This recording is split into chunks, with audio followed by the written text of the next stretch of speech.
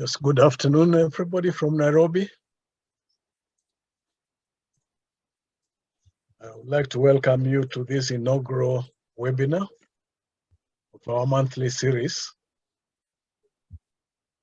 My name is Dr. Tuesday Gichuki from Nairobi, Kenya.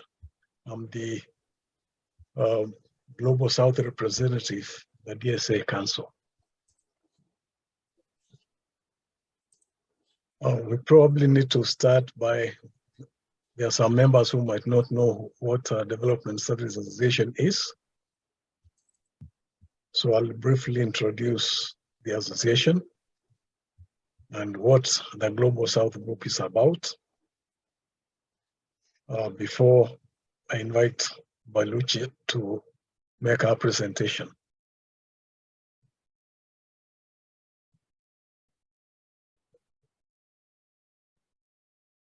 Now, Development Studies Association is a scholarly society established in 1978 in the UK. And it currently has 35 institutional members. Those are primarily UK universities and research centers and some development organizations. It also has 400 individual and student members. The majority of the individual members are from the Global South. I think we are about 300. Membership is free for Global South members. That's people living in the either nationals or living in low or middle income countries.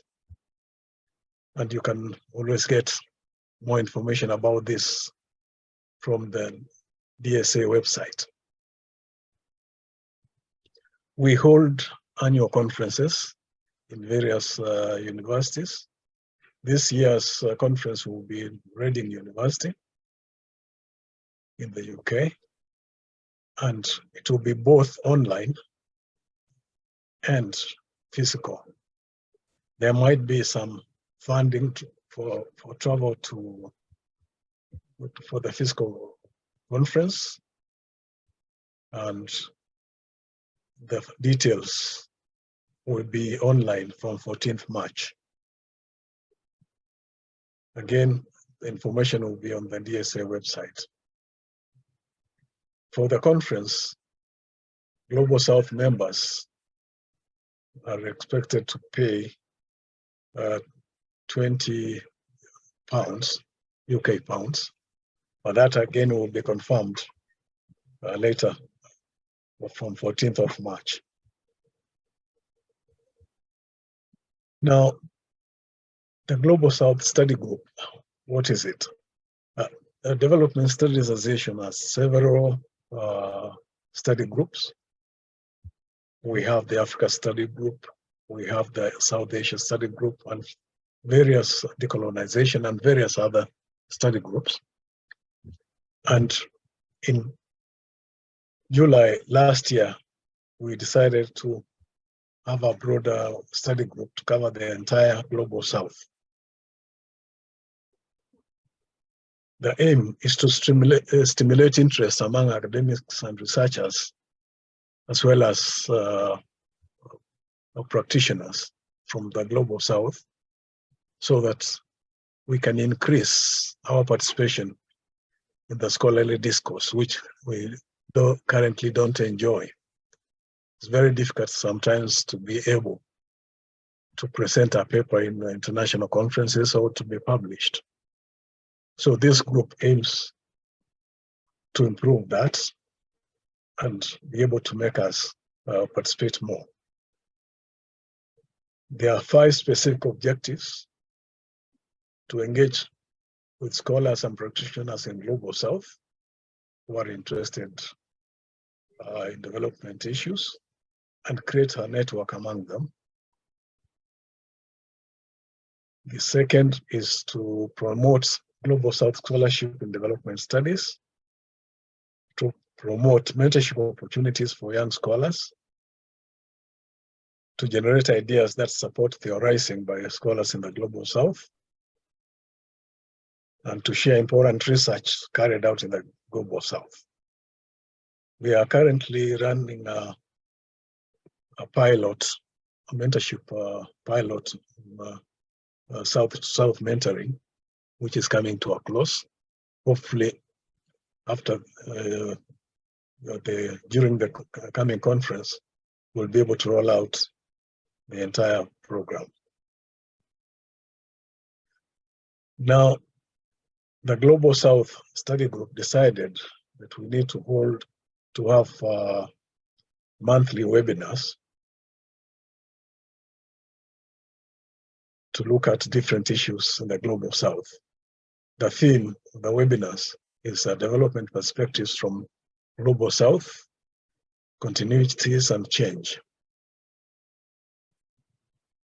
We decided that these meetings the webinars will be every third Tuesday of the month.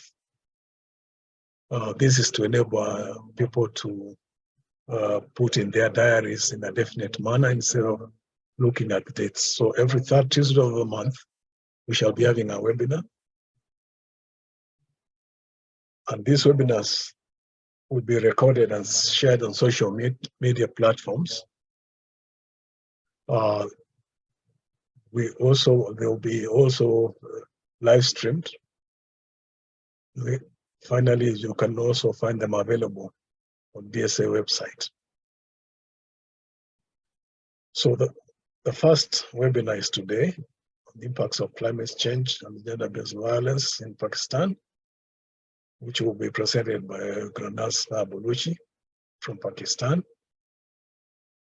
The next webinar will be on March 21st on the effectiveness of social protection strategies on reducing inequalities in the Global South, to be presented by Austin Mswere from Zimbabwe, Southern Africa. And on 18th April, we will be having another webinar, Prioritizing Development by South from the South, a case study of South-led development approaches from Pakistan by the Maurice Khan. We have also called for other presenters for the months after, from May onwards. We have already about 2 presenters who are available for May and June. So we hope all of us here will be able to participate in this and come and present your research or any other paper you want to present. Now, today's webinar, as I said, is impacts of climate change on gender-based violence in Pakistan by Granaz Baloch. Granaz holds a Master of Philosophy degree from the University of Turbat in Pakistan. Her dissertation was focused on desalination of seawater to reduce water scarcity in Pakistan. Her interests are at the intersection of gender and climate change, women and health. Last year, she published a book entitled Sowing the Seed of Menstrual Revolution, published by Macmillan. And she's currently working on another book entitled Glass of Water and Women. Interesting title. It's about women and girls in Pakistan, and aims to bring out the hidden stories of rape, sexual harassment, and honor killing on the way to searching for water. This would be a 1-hour webinar. Granaz will present for 30 minutes, followed by question and answer. You may put your questions on the chat area as the presentation goes on, and we shall put them to the presenter at the end of her presentation. You may also raise your hand to ask questions, but after the presentation is over. So I would like to welcome Granaz Baloch, if you can get on board. Thank you.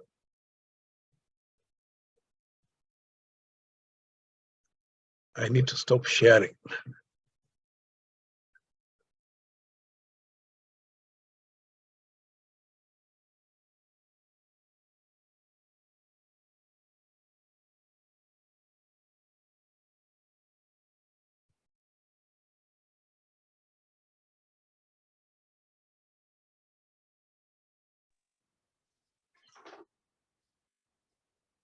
When you want to go to the next slide, let me know that you want to go to the next one, please. Yeah.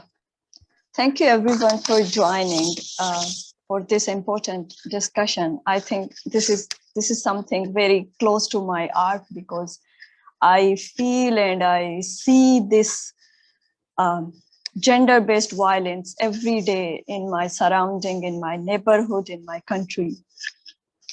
And next, please.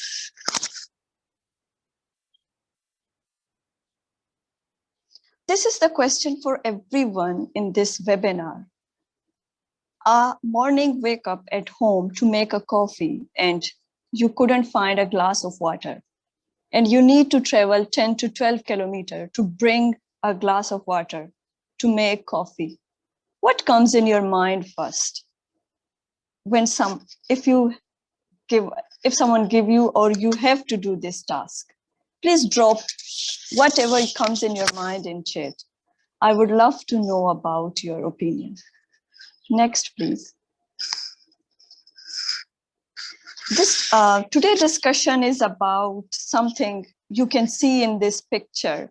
3 girls, they're carrying buckets of water somewhere, which is very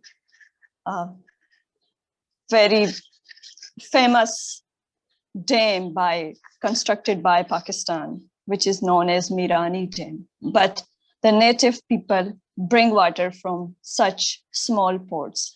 Next, please.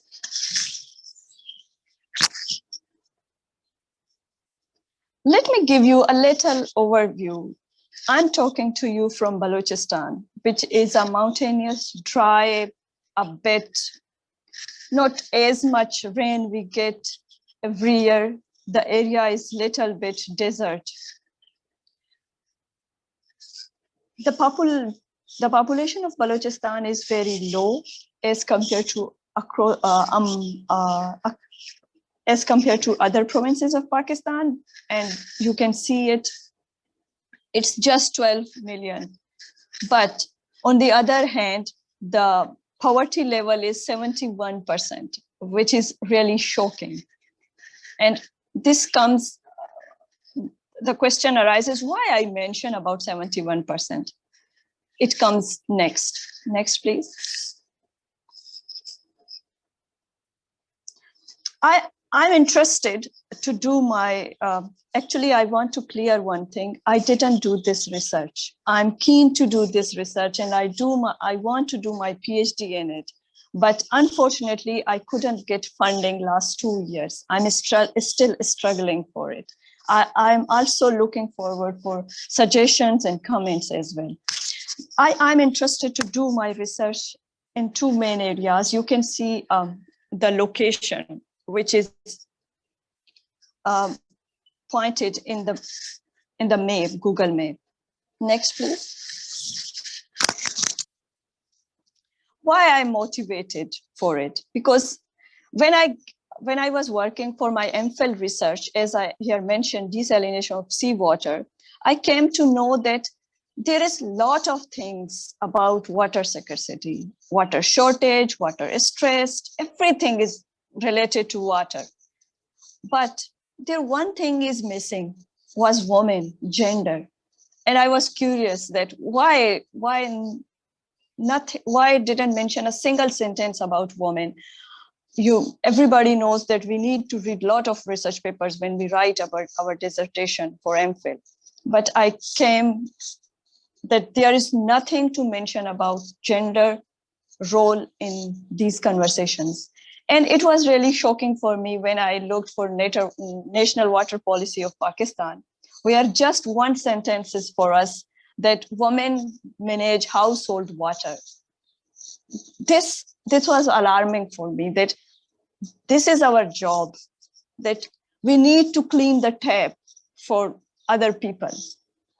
Then I started to find out the research, other things, asking people, communicating with different people, and even academic and everybody. Then I came to know there is no space for women. That's why the motivation was very curious, makes me more curious. because I start asking people about water, how you get your water, where you get your water. So from my neighborhood, from my village, women, and everybody got me a lot of stories: rape, sexual harassment, murder, divorce. And I was shocked that we never get these news on newspaper, on any other place. Why these are missing? So this makes me more curious to do something. Next, please. If we see little bit that like this is a role which has given by men in our society, if we talk about global south, that this is a job, this is a responsibility of women to bring water. Even the person is in a very bad condition, in bad health condition, still the job is women to bring water. Here is a little statistics that 200 million hours, it's too much for women and girls spent just for bringing water. They miss their childhood, they miss their other activities. Even sometime I heard from one of my students that women said that they couldn't sleep at night because maybe the water, they need to go early for water. So this is something alarming. And the second one thing is that in Pakistan, women doesn't have land property and financial status. We know that very well. And in Pakistan, when you have land, you have water rights. And in Pakistan, unfortunately, women have the land, but its real owner is a man. And the third, because women is just for bringing water, not get the chance to sit in decision-making tables, to sit in committees, to sit in with local stakeholders, to talk about it.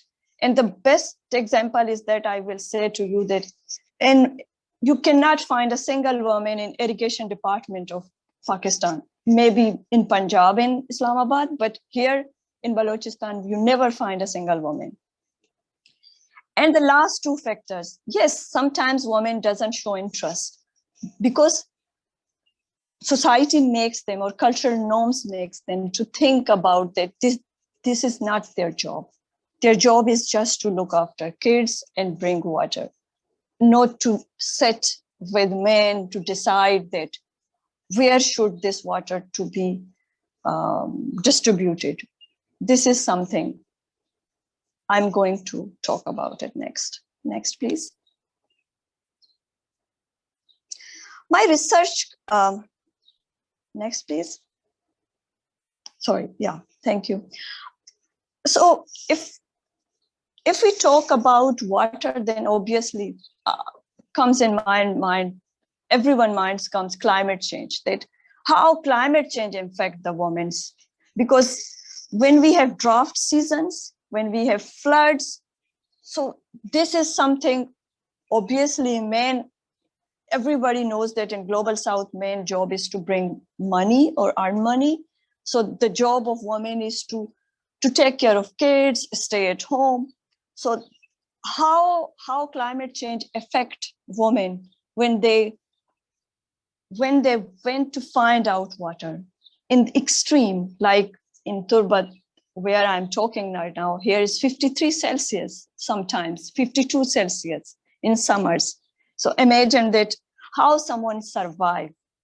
That's why I most focus on climate change here. And the other question is like, should be women included in decision making or water governance, or excluded for decisions? And the last one is very important to me, that when during the extreme weather, how the gender-based violence will be increases, how much women will be vulnerable to face it. Next, please.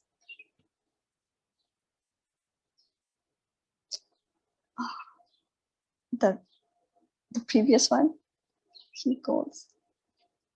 Oh, okay, yeah, next. Okay, no worries.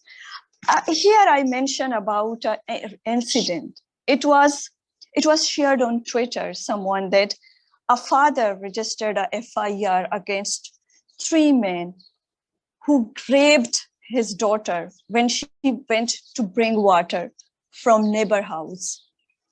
That was the first incident I saw on social media after struggling to find out, is there any reports? But it was the father who became a courageous to register the FIR against 3 men who raped 13 years old girl. But the question here arises that is there a job of girl to bring water? Next one.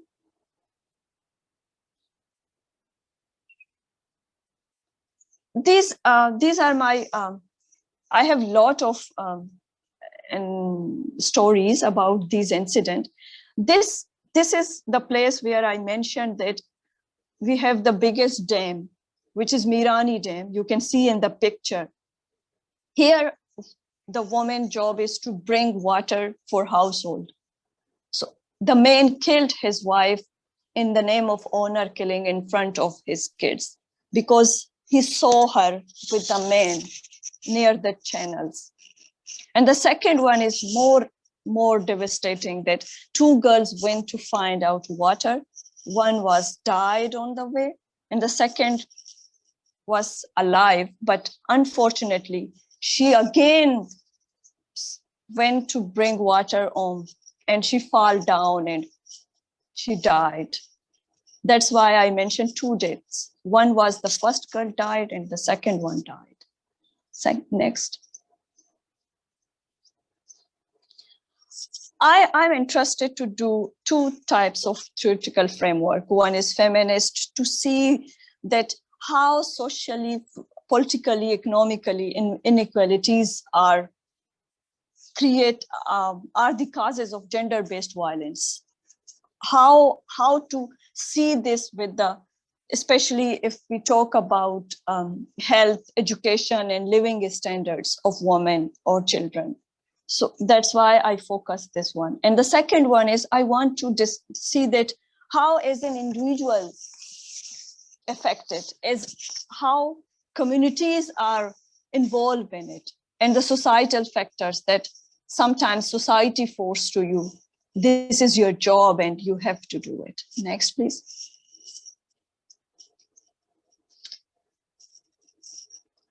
And I'm also want to explore more to see the newspaper archives and to see that from different databases that is there other incidents happened between 2010 to 2022. Is there any rape or murder or even sometimes divorced? Such incidents happen. And I want to analyze these statistics and to see that with the indicators of health, education, and standard of living, that is it only for the middle class or is poor, or it has other indicators as well. Next, please. When I was trying to do more research on different things, I was asking people and collected maximum 50 stories. My key finding was that physical violence, sexual violence, cultural norms, like this is the job of women, verbal abuse, and the most important, lack of reporting and lack of infrastructure as well, that there is no common water supply or something for the women to bring water from nearby houses, and the long distances, that how long, sometimes long distances can be someone killed you or chase you to rape you. Next. One of the expected outcomes mine is that I want to mention about the role of women, that this is not the role of women to bring 10 buckets per day or 20 buckets per day. This is your duty. I want to tell the people that this is not women's duty. Women's duty is also to be a decision maker in water governance, and sometimes to set and decide for everyone, including a man. And also, unfortunately, Balochistan doesn't have climate change policy, nor Balochistan have water policy. But with this research, I want to contribute little more that women should be part of every discussion, even policy, climate change or water policy, or involving women departments for this initiative or research. Next. Yes, of course, as we live in Global South, we have limitations. Such one of the worst limitation is that rural women doesn't have access of mobile phones or internet. So if I need to communicate, I need to go to meet them in person and talk to them. The second thing is, of course, I'm a female, maybe someone resists or someone doesn't want to talk to me, doesn't share anything which is against men. Sometimes men are sitting and are forced that you have to talk to in front of us with our women. So this is something. And government or NGOs are also patriarchal. They never share data with women, and sometimes they makes more challenging for women to get data from them. As Balochistan is, water sector of Balochistan is male dominant, as I mentioned, that even irrigation department doesn't have a single woman. Next, please. These are references. Thank you.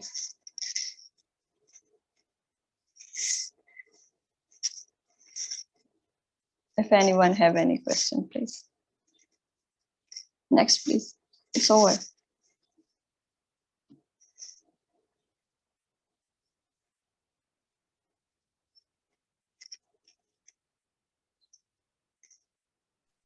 Please stop sharing so we can see the questions.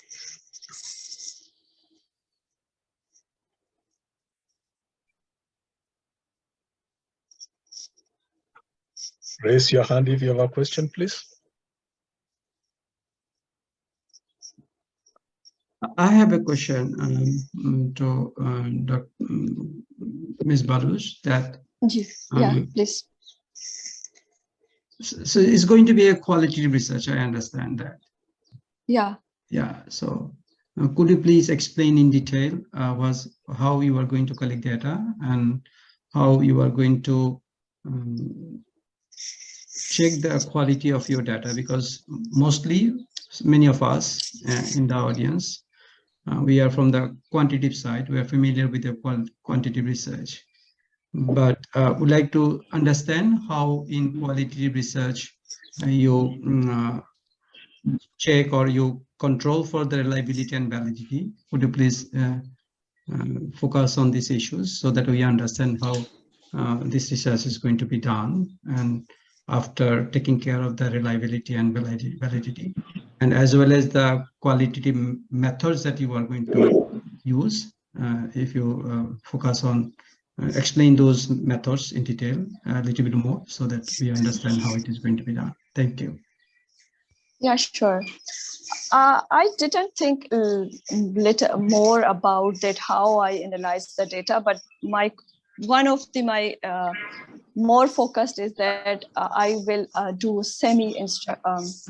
semi-structured interviews and focus group discussion with women and including men to know what they think about it and how they are face such issues daily basis. And the other part you ask about me about analysis. I didn't, frankly speaking, I didn't read about it and think about it, that how I will do it. Thank you. Rakia. Hello, thank you very much for a very interesting presentation. I actually take a juxtaposition with the earlier with Prof.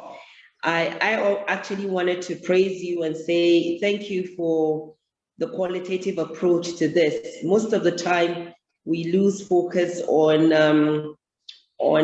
the questions of how and why, which quantitative methods cannot reach.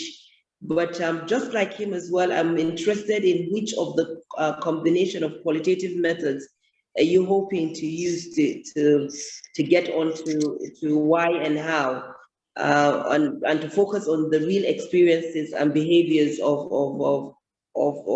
your respondent. But secondly, I'm also interested in just finding out from you, is there a way that the way you have designed your work, that you can actually account for how the changing climate is impacting on cultural practices? We've seen how the impact of the changing climate on people, on your respondent, but have they also, in a way, impact on social norms from your research? Thank you very much, and well done. Thank you so much, Doctor. Yes, as I said to Dr. Jahangir, that I didn't do as much research. That's why I wanted to present here, that I get feedback from all of you, that because my background is natural sciences and I'm jumping into social sciences, but this research is very close to my heart. That's why I'm keen to do it. But unfortunately, one of the discouragement I got everywhere, that my background is natural sciences and I'm jumping to social sciences. I need to learn social thoughts as well, and feminist theories. And your question about the climate change patterns and behaviors, yes, of course, but I think people, the job of women is still there. The lifestyle is changing, but the job of women isn't changing with climate change. It's still the same. Okay. Yeah. Wow. Okay. All right. Thank you. Okay. Thank you. Okay. Don't worry about being from a different area from social science. I'm an architect dabbling in social science. Thank you. Shabana.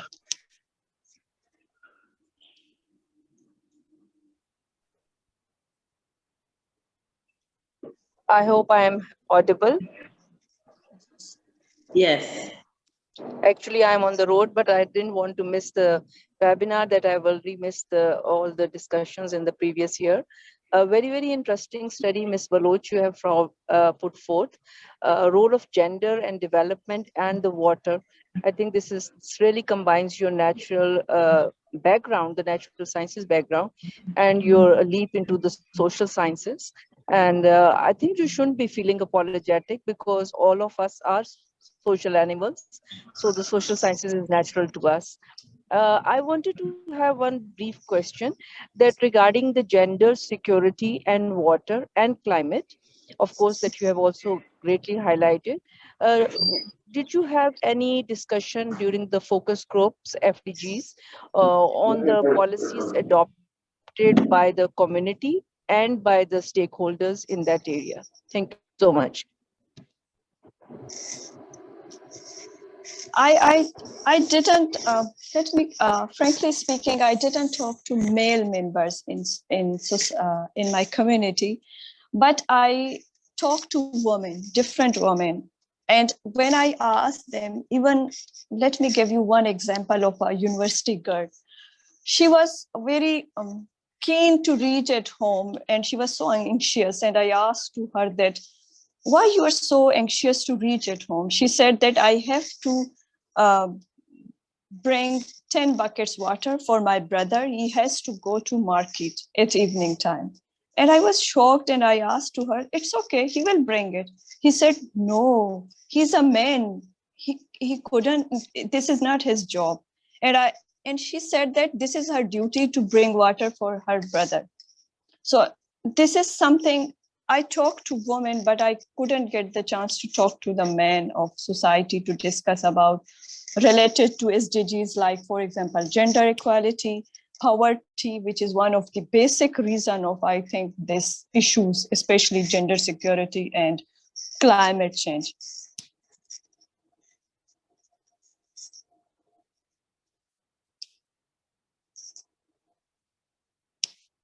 Any other question? I hope I answered it.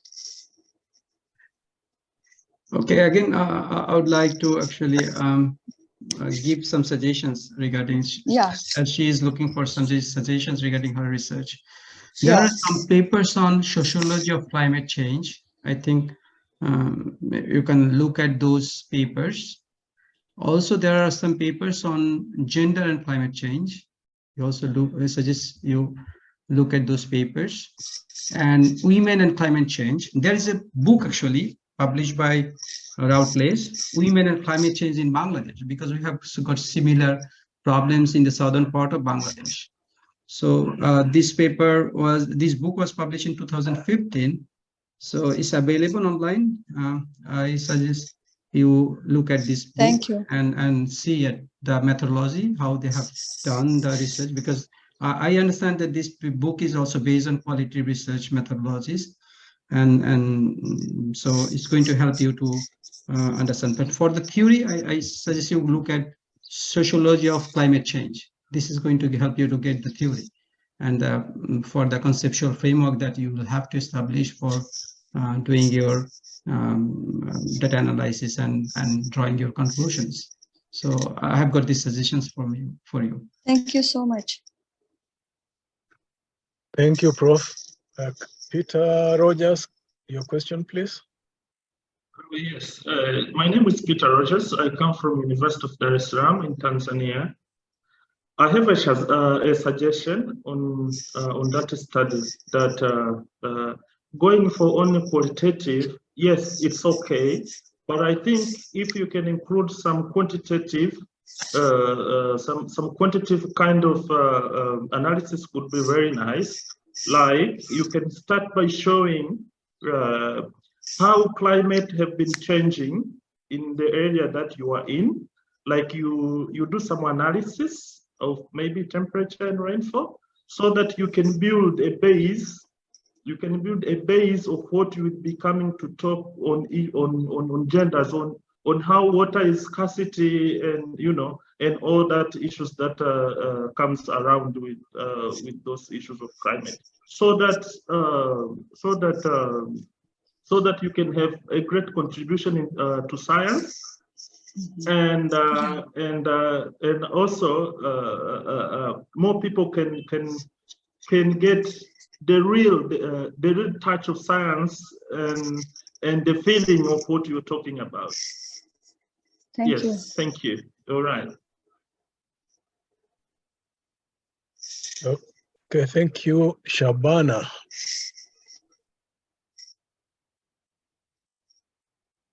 Shabana, you're raising your hand, or it didn't go down? Okay, Angelique.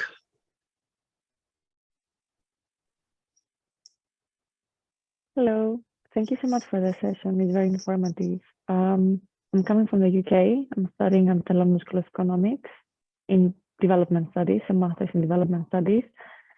I want to understand further, like whether there are data in ICT 4D, information communication technologies for development, when we're discussing on how women have like access to technologies, mobile phone, to gain their independence, and the role that potentially agriculture plays when we're discussing on climate change, understanding the relationships and the contributions within agriculture, but also potentially understanding, as I can see on the comments, someone asked about the government policies, the lack in government strategies and initiatives, understanding how the priorities actually are set either from the state, so we have the example of state-led development, or we see more a business approach, so public-private partnerships,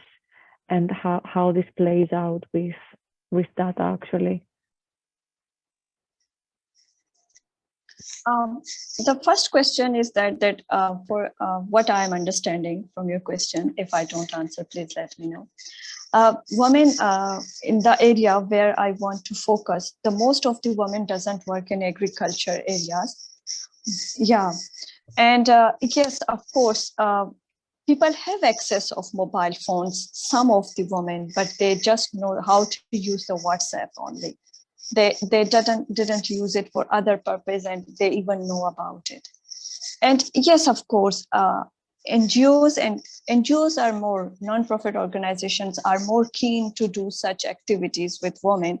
But the problem is that these are not sustainable, because they invest some money for a project and then they never come back. So these are something that even sometimes people try public-private partnership to initiate, for example, donation of solar system and for other maintenance, but it doesn't work it because men never give the woman chance to get the money. Men always want to be in front because of money, and sometimes they just say that you are a woman, you don't know where to go, so I'm a man, I can manage it. I meet different government stakeholders. So this is something.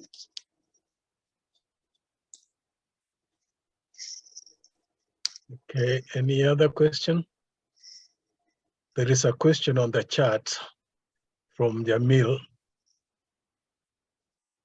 Is this gender-based violence necessarily related to climate change impact or lack of government development priorities, which fail to provide water as a basic need? I think both can be possible if we see that. Let me give you one example. The place where I'm based, my early childhood, I enjoyed Khare's system, which is a community-based system, which was used for washing clothes, household work, and dishes. It's very famous in China and Iran as well. Channel system, sometimes called. It doesn't need any electricity, nothing, it was needed maintenance. But when the government subsidized the tube well and electricity, everybody just jump in to focus on the tube wells, because the people those are rich, they bought tube wells for their farming houses, for their personal use. Then this shifted to more water depletion and also the lack of government interest. So this is something, but I also said that few areas where there is a river nearby houses, but because of the climate change, extreme heat, where you can find water in small ponds or the water conservation areas, which are natural ways of conserving water. So this is something I think we cannot say that only this is lack of government contribution.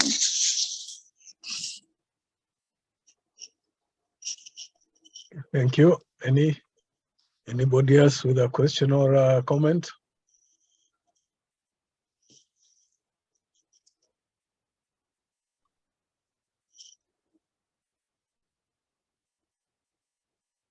Yes, Fawez. Thank you for your presentation. I am Farbez from Bangladesh.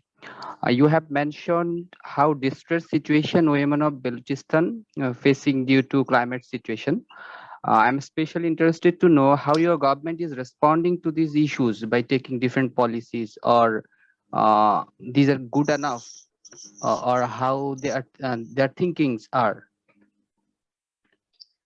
As I mentioned, that Balochistan doesn't have climate change policy, and now Balochistan have water policy. And even Balochistan doesn't have climate ministry. So government climate is never been a focus of government, because they are more interested in other departments, because they think that, like, for example, climate isn't an issue for them until and unless the floods will come like the last year one, where then they start thinking about climate change, because there isn't any such policies for climate change.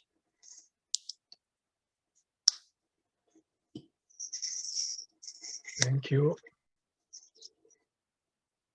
Anybody else with a question or a comment?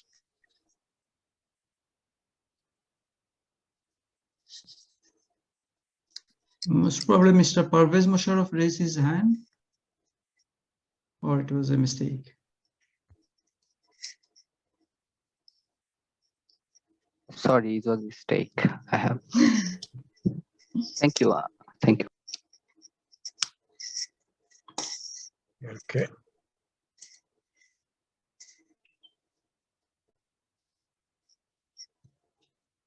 Okay, any further comments, any further questions?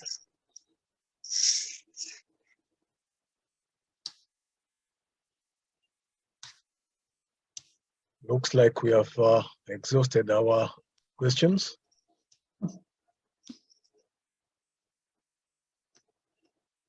I would like to take this opportunity to thank Baluchi for a very good presentation and the contributions we have all made to her work. We look forward to seeing finished research, probably towards the end of the year when we'll ask her to come and present again. Yeah, of course, I love to. Okay. If I get money. I think Yeah. talk to Professor Chaudhry might show you where to get the money. Yes, and I'm really glad that Professor Chaudhry shared a lot of good suggestions, but I'm also looking forward to everyone, if they have anything to share me. Please feel free to share me with me. Okay, I have got a suggestion for you for regarding the funding. Are you familiar with the network named South Asian Network of Development and Environment Economics, SANDI? No. This is a network which is based in Kathmandu, and it's an excellent platform actually. I had also a grant from this network on environment and climate change. So you can apply for a grant from this network. So they have got like twice a year, they circulate call for proposals. And they also like a training program, which they organize at Asian Institute of Technology in Bangkok. So you can apply for that, the training, as well as after that training, they will help you to come up with your proposal.